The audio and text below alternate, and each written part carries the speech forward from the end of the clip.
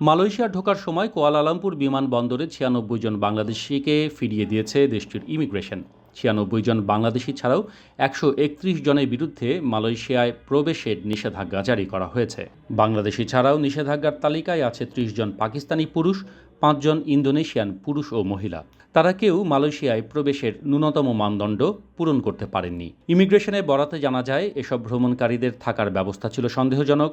কেউ কেউ ইমিগ্রেশন কাউন্টারে উপস্থিত ছিলেন না, আর তাদের কাছে ছিল না পর্যাপ্ত রিঙ্গিত বা টাকা। মালয়েশিয়ায় ঘুরতে গেলে পর্যাপ্ত টাকা সাথে না থাকলে সন্দেহের শক্তিশালী কারণ থাকে বলে জানায় মালয়েশিয়া ইমিগ্রেশন। মালয়েশিয়ায় সীমান্ত নিয়ন্ত্রণ ও সুরক্ষা সংস্থা বলছে, যে কেউ ভুয়া কাগজপত্র ব্যবহার করে সন্দেহজনক ব্যাখ্যা দিয়ে দেশটিতে ঢোকার চেষ্টা করলে কোনো আপোষ ছাড়াও ব্যবস্থা নেবে ইমিগ্রেশন পুলিশ।